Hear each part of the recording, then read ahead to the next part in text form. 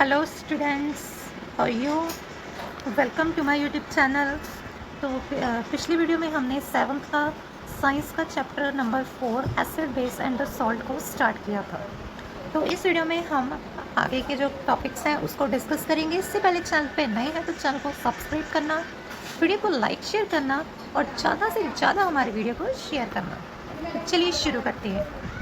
तो एक्टिविटी 4.1 तक हमने पढ़ लिया था। तो एक्टिविटी 4.2 में है अपने टेबल स्पून लेना है टर्मरिक पाउडर का और उसमें थोड़ा सा पानी डालकर उसका एक पेस्ट बनाना है। उस उसका एक आपने टर्मरिक पेपर बनाना है बाय डिकम्पोजिंग टर्मरिक पेस्ट को इकट्ठा कर करके ब्लोटिंग पेपर में या फिल्टर पेपर में उसको ड्राई करके उसको थिन शीट्स में कन्वर्ट कर देना है। और आपने क्या आपको येलो पेपर मतलब एक तरह का लिटमस पेपर आपको हल्दी का एक नेचुरल इंडिकेटर मिल जाएगा। आगे है put a drop of the soap solution. आपने सोप सोल्यूशन की ड्रॉप डालनी है। What do you observe? अब देखो मैंने आपको बताया था कि जो सोप सोल्यूशन है वो सोपी है तो वो क्या होगा, बेस होगा। तो जब भी हम हल्दी एक लिटमस इंडिकेटर है तो उसके अगर हम ऊपर सोप सोल्यूशन डालेंगे तो वो चेंज होकर क्या हो जाएगा, बेस हो जाएगा। तो आगे पढ़ लेते हैं ब्लू में क्या दिया हुआ है। To prepare lime water. Lime water को बनाने के लिए take some water in a tumbler, उसमें थोड़ा सा लाइम डालना है, चूना into it. Set the solution and keep it for the sometimes. Pour a little from the top. ठीक है, टॉप से आपने थोड़ा सा डालना है। This is lime water. ये क्या हो गया, लाइम वाटर। अब ये टेबल 4.2 आपको दिया है। इसमें टेस्ट सॉल्यूशन जो मैंने आपको अभी एक्टिविटियाँ पढ़ाई हैं 4.2।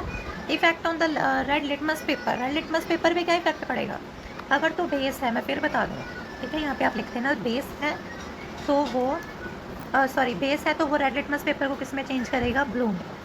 और अगर आपका एसिड है तो वो ब्लू लिटमस को किस में चेंज कर देगा, रेड में। ठीक है, ये चीज़ बेसिक है, आपको पता होनी चाहिए और कुछ नहीं, यहाँ पे ये कुछ लिखना आपने। अभी हमने हल्दी वाला पढ़ा था। आपने क्या करना है, ग्रीटिंग कार्ड बनाना है अपनी मदर को हैप्पी करने के लिए उनके बर्थडे पे। उसमें टर्मरिक पेस्ट डालना है प्लेन वाइट शीट पे, उसको ड्राई करना है।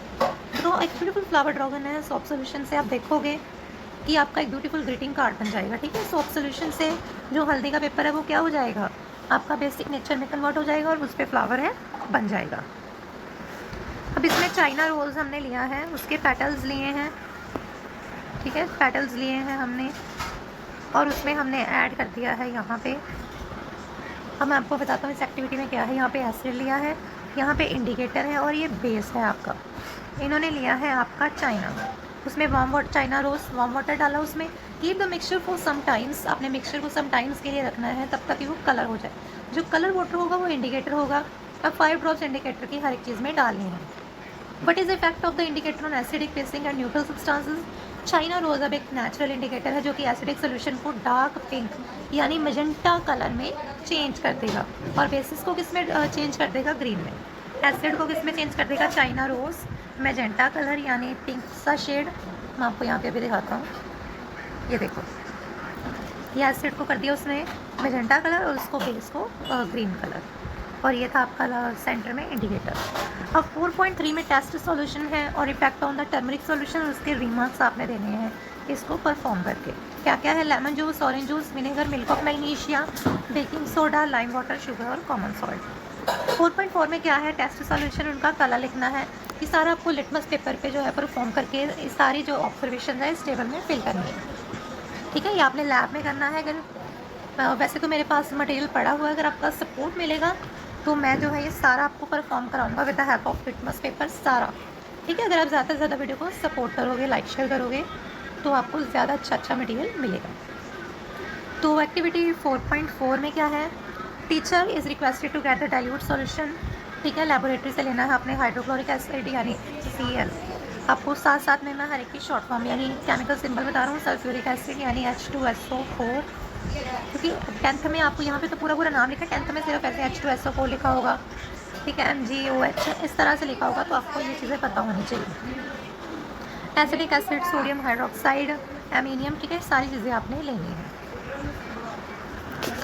अब आपने यहाँ पे दिया है, are you familiar with the name acid rain? आप एसिड रेन के नेम से फेमिलियर हो? Have you hear about the damaging of the acid rain? अब देखो, आपने एसिड रेन के बारे में सुना होगा पर आपको क्या पता है कि एसिड रेन बनती कैसे है? ये बनती है because of CO2, sulphur dioxide and the nitrogen dioxide जो कि रिलीज़ होती है एयर से एज पॉल्यूटेंट, मतलब कि जो पोल्यूशन के सब्सटेंसेस हैं उस, ठीक है जी। और dissolve in the rain drops to form carbonic acid को फॉर्म करने के लिए। और एसिड सल्फ्यूरिक एसिड और नाइट्रिक एसिड को रिस्पेक्टिवली आपने इसमें जो है वो उसमें डिसॉल्व हो जाते हैं। एसिड रेन डैमेज करता है बिल्डिंग्स को, हिस्टोरिकल मूवमेंट, प्लांट्स और एनिमल्स को। ठीक है, अब आपको ये चीज़ पता लग गई कि एसिड रेन बनती कैसे है, because of the pollutant which are release into the air, जैसे CO2 है, सल्फर डाइऑक्साइड है, नाइट्रोजन डाइऑक्साइड है।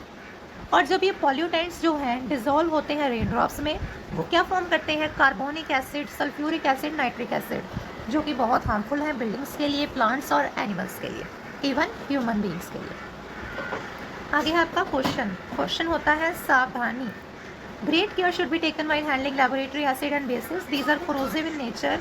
कोरोसिव मतलब ये थोड़े से आपके स्किन को जो है वो हार्म कर सकते हैं।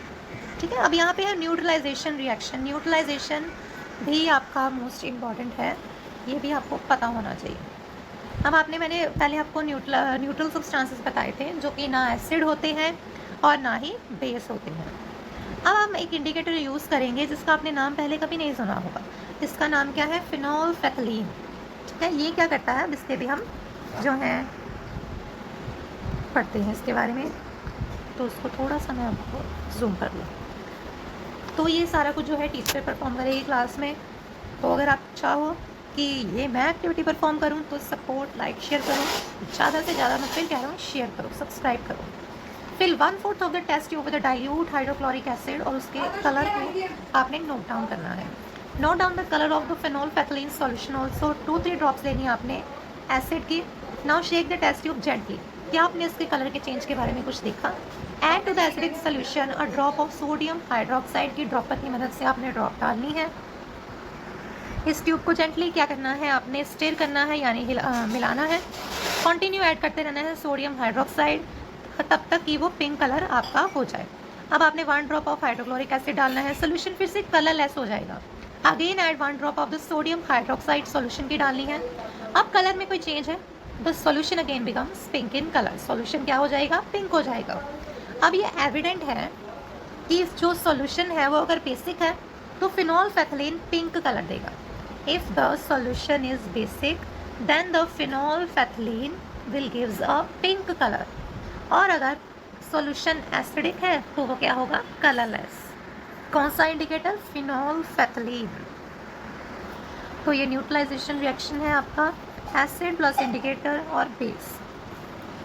बाकी पूरी एक प्रॉपर आपकी यहाँ पे दी हुई है रिएक्शन, न्यूट्रलाइजेशन रिएक्शन कि the reaction between an acid and a base is known as neutralisation reaction. Acid और बेस के बीच में जो रिएक्शन होती है to give off the salt and water, ठीक है, सॉल्ट एंड वाटर प्रोड्यूस होता है, उसे हम बोलते हैं न्यूट्रलाइजेशन रिएक्शन। देखो, acid plus base give rise to salt and water. For example HCl plus sodium hydroxide NaOH give rise to the sodium chloride, यानी NaCl जो कि सॉल्ट होता है, प्लस H2O वाटर। ठीक है जी, यह है आपकी न्यूट्रलाइजेशन रिएक्शन। अब यहाँ से थोड़ा सा हम पढ़ लें कि एसिडिक सॉल्यूशन जो अगर हम उसको बेसिक सॉल्यूशन में मिक्स करें तो सारे सॉल्यूशन न्यूट्रलाइजेशन इफेक्ट को प्रोड्यूस करेंगे ईच अदर।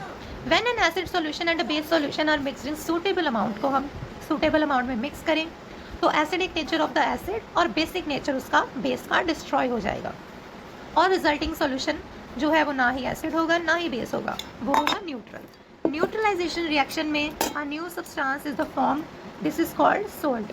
सॉल्ट में भी एसिडिक, बेसिक और न्यूट्रल, दस न्यूट्रलाइजेशन जो हमने रिएक्शन अभी पढ़ ली है।